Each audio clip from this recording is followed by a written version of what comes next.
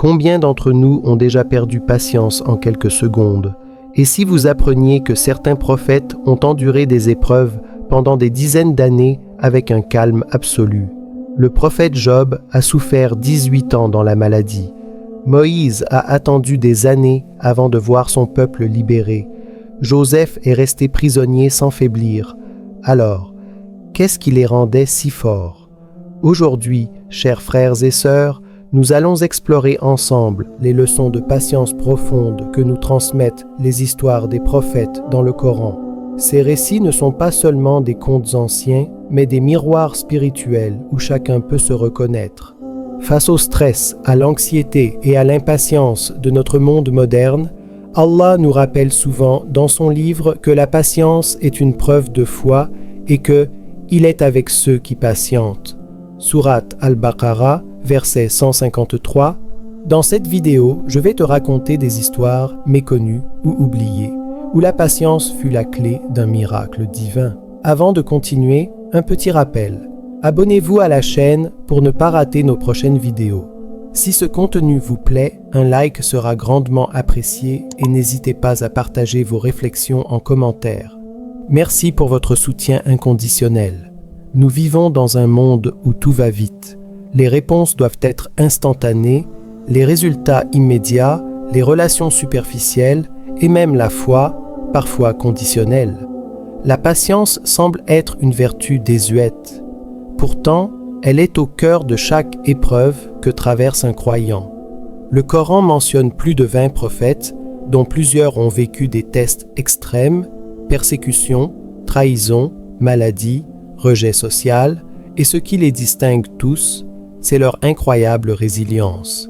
Mais comment pouvons-nous aujourd'hui cultiver cette même force intérieure face à des embouteillages, des retards, des problèmes familiaux ou professionnels, voire des injustices? C'est ce que nous allons découvrir ensemble maintenant. Premier, le prophète Ayoub, Job, la patience face à la maladie et à la perte totale. Ô Allah, le mal me saisit, mais tu es le plus miséricordieux des miséricordieux. Sourate Al-Anbiya, verset 83. Ayoub, paix sur lui, était un homme comblé, santé, richesse, famille. Mais Allah décida de l'éprouver. Il perdit ses enfants, sa fortune, puis sa santé. Atteint d'une maladie débilitante, il resta seul pendant 18 longues années, couché dans la poussière, repoussé par les gens, mais jamais par Allah. Pourtant, il ne se plaignit pas, il n'accuse personne, il ne douta pas.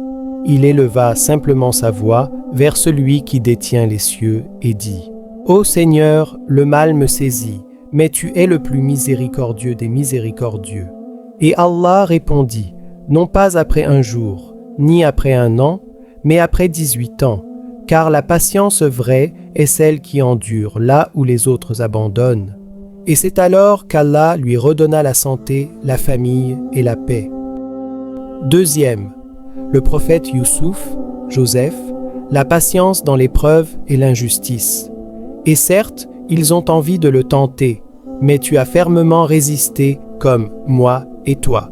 Sourate Youssef, verset 33. Youssouf, As, fut jeté dans un puits par ses frères, vendu comme esclave, enfermé pour un crime qu'il n'avait pas commis, et cela pendant des années. Combien d'entre nous auraient perdu espoir après autant d'injustices? Pourtant, Youssouf ne perdit jamais espoir. Il garda confiance en Allah, il fit preuve de patience dans l'action, dans la parole et dans le cœur, et finalement, grâce à cette patience, il devint ministre de l'Égypte, sauva des nations de la famine et retrouva sa famille. Sa patience fut une véritable montée en grade spirituel. Comme le dit le prophète Muhammad, paix et bénédiction sur lui, celui qui cherche la facilité dans l'épreuve, Allah lui facilitera la vie ici-bas et dans l'au-delà. 3. Le prophète Moussa, Moïse, la patience dans la mission et le leadership. Ô mon peuple, si vous croyez en Allah, placez votre confiance en lui si vous vous êtes soumis à lui. Sourate Yunus, verset 84.